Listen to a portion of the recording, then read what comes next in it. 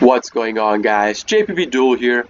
Hope you guys are enjoying your Monday. And for today's matchup, we have an Adventure Pranks versus a 3-axis Halq Fabrics Adventure combo with me as the prankster going first.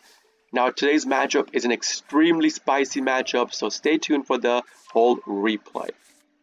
Now, I do my own stuff. I activate prank, search for my Roxys, go into my combo. Pretty standard for stuff for Prankist player. What I was not expecting was that on my Fancy's Resolution, which is your 5th summon by the way, normal and special combined, your opponent can nib you. Usually when you play against a Prankits player, you want to nib them as soon as their 5th summon hits the field. You do not want to wait till they activate their doodle-doo, they get their pranks or pandemonium in their hand, and then that allows them to get a recycle, and if they're running 2 Link Spiders, they could still go into Predator Plant and put a DPE or Butler on the field that way. So usually you want to nib them on their 5th special, basically after the Fancy's Resolution.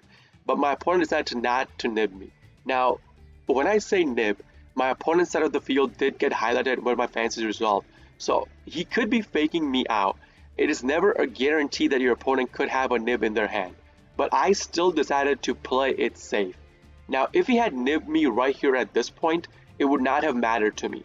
I could have just used the Pandemonium in my hand, gone into Rocket Ride using the 2 cards in my hand, and then tribute the Rocket Ride to basically reset my field and keep going forward. My combo would have still been intact. I would have gotten full Butler combo afterwards. Would not have mattered to me. But my opponent decided to hold on to his nib. So I go into my combo.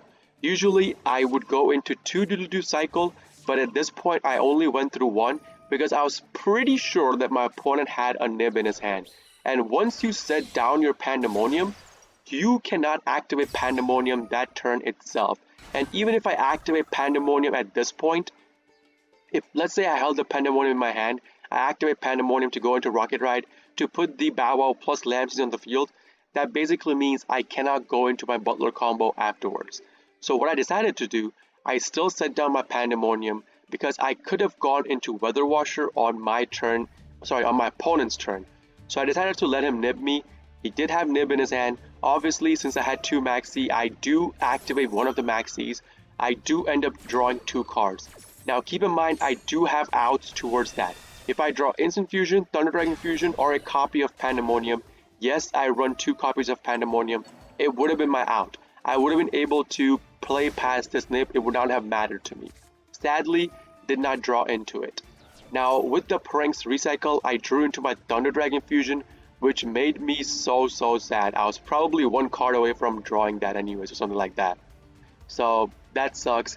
Opponent's draw phase, obviously, I was hoping for this Maxi to resolve, and for him to play a combo deck, hoping that maybe if the Maxi resolves, it would dissuade my opponent from going into his combo. And guess what? This dude had the perfect hand. He had a nib, he had a Call by the Grave. So I Call by the Graves my Maxi, then just pops off. He normals out a tuner from his hand, goes into Crystron Halq, pops up into his combo with the Aurora Dawn. Now, as you guys know, this combo will lead to him having a bunch of Omnis on the field, 1 or 2 at the minimum, depending on how the opponent plays. So the first Omni is right here. He's going to activate Denlong and Chain Block with the Old Lion as well. This Denlong will be searching my opponent for the 9 Pillars of Yanzing, the first Omni Negate. Now this was something weird. He searched for a Chi-Wen. When he searched for a Chi-Wen, I realized he already had the 9 Pillars in his hand. That means this Chi-Wen will basically act as a combo extension on my turn. And you guys will understand what I mean by combo extension. So he searches for Chi-Wen, sends the Chi-Wen to the graveyard. So that way, once he activates 9 Pillar and pops his Denlong, the Chi-Wen in the graveyard will activate, putting itself on the field. And as I said before, it'll serve as a combo extension. Now right here, this is the point where I had to go into my Pandemonium, put my cards on the field. Why? Because I know what's about to happen. I know he's going to go into his Borreload Savage, and that's going to be the Omni on the field that will allow him to negate my Pandemonium play. I wanted my Pandemonium play to happen, and I wanted my Weather Watcher's play to happen as well. So before my opponent goes into Omni, I have to activate Pandemonium and activate my Weather Washer's effect as well. So we go into Weather Washer, put it on the field, we get the graveyard activations, Chain Block with Pranket's Place, and then activate Weather Washer at the end, targeting the Doodle-Doo plus the Dropsies, put them on the field, and I do banish my Meowmoo. I wanted to put as many materials as I can on the field, so maybe it will allow me to push past my opponent's board next turn, or if he's trying to OTK me this turn, maybe the OTK will not go through. Now sadly, as I said before, my opponent had a perfect hand. He had the Draco Back in his hand, which you usually do not want in your hand. He attaches the Draco Back to the token, bounces one of the 2 cards that are immune to destruction through battle for this turn, which was my Doodle-Doo. Now, I had marked the cards for my opponent, which were immune to destruction through battle for this turn, with my Pranket's Place activation. So this Dropsies, which was boosted, was immune to destruction through battle. My opponent should have known that. Then he goes into his Borreload Savage Dragon, the first Omni, and with the Cupid Pitch, he burns me for 800 and then attaches the Aurora Dawn to the Borreload Savage. And then he gets the Corridor in his hand, activates Corridor, targets the Jet Synchron, bounces it, goes into Thunder Dragon Colossus. Now he's going to go into battle phase at this point. He selects one of the right cards, the Nip token. The other card he selects for the attack target was pretty bad because, as I said before, he should have known this card is immune to destruction through battle. He sets down 2 cards, ends his turn. Now let's recap what my opponent has on the field. He has locked me out of card draws. He has 1 Omni, and one of these 2 cards, it's this card by the way, is 9 Pillars of Yanzing. And since he has a Yanzing on the field, that means it's gonna be 2 Omnis on the field, plus a card draw lock, and another face down card that we have absolutely no idea what it could be. Let's see what we draw into in my turn. I'm gonna be drawing into a Lamses, pretty useless card. So first of all, we go into Totally Awesome, which serves as our negate to our opponent's negate. Then I try to bait out one of the Omnis. Now right here, my opponent can only activate 1 card and 1 card alone, which is the 9 Pillars of Yanzing to negate my Dark Ruler no more. So he activates it, negates it, and bounces my Dark Ruler no more. That means he still has another Omni on field, he still locked me out of card draw, and he still has a back row card that I don't know what it is at all.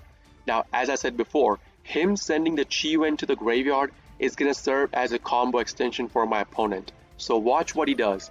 He activates Chainlink 1 Dunlong, Chainlink 2 the Chi-Wen to put the Chi-Wen on the field since it saw a Yanzing monster getting popped on the field.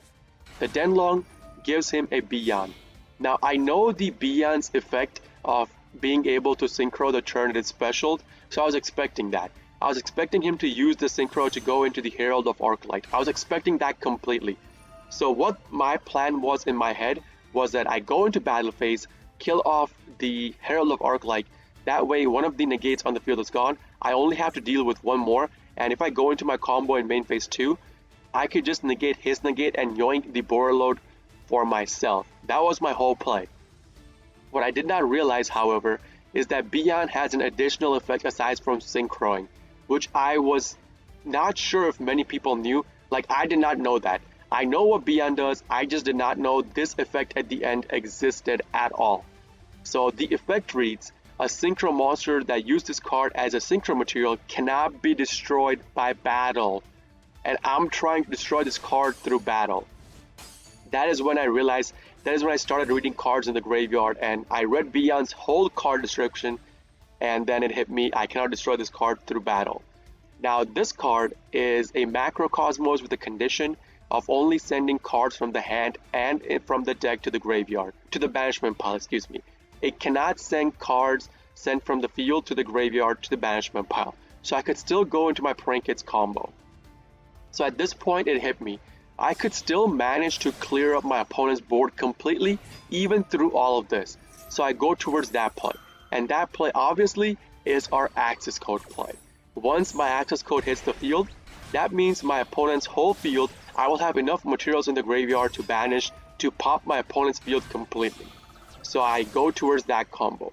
We go into our Bow Wow, activate Fansies, discard a Pandemonium, go into Lamses, then go into Weather Washer. Sorry, go into our Unicorn. Unicorn, I target the Omni on the field, which is the Borreload Savage Dragon.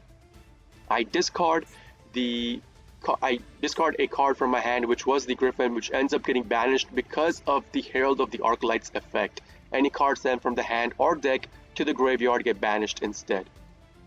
I'm okay with that. We don't care about Griffin at this point. Now my opponent has to negate this, otherwise his Omni, one of his Omnis is gone. So he decides to use his Borreload Savage's Omni to negate my Unicorn, bouncing his Borreload Savage. Pretty bad play if you ask me, because I now have material on the field to go into access code.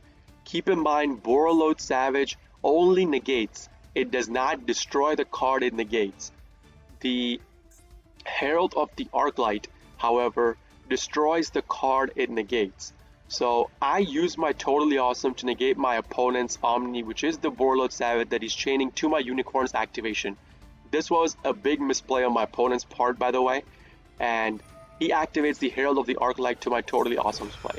Also, keep in mind that I did not use the Totally Awesome itself to activate the effect of Totally Awesome. I sent the Weather Washer I had on the field to the graveyard, because you never know. If this card turned out to be a Call by the Grave, that means my Totally Awesome would be negated as well if I send that card to the graveyard. I mean, granted, this card could have been an Imperm, but if it was Imperm, he would have Impermed my Unicorn. So I took the risk thinking it was maybe a Call by the Grave. So I kept the Totally Awesome on the field, sent the Weather Washer to the graveyard. You have to keep these little bit of details in mind when you make your plays, if you want to win games from a close clutch. So he does that, negates and destroys my Totally Awesome. I'm okay with that. The Borreload Savage negates my Unicorn. I'm still okay with that. Totally Awesome activates, gets me a Dropsies, and then right here, I activate my Pranks, get a token. Token goes into Link Spider. So again, this was all a play I had mapped out. I was okay with my opponent doing this. With that, we go into Access Code. Access Code starts popping cards on the field. And this is when I realized this card is not an Imperm. Otherwise, he would have used it way before. Then I activate Access Code again, keep popping. He negates one destruction by banishing the Corridor. Doesn't matter to us. We pop the last card on the field. And then I go into Thunder Dragon Fusion. Basically a combo extension. I was going to put Butler on the field as well. And I would have 2 board wipes on my opponent's turn. My opponent will only have 1 card on his next turn to do whatever he wants with that.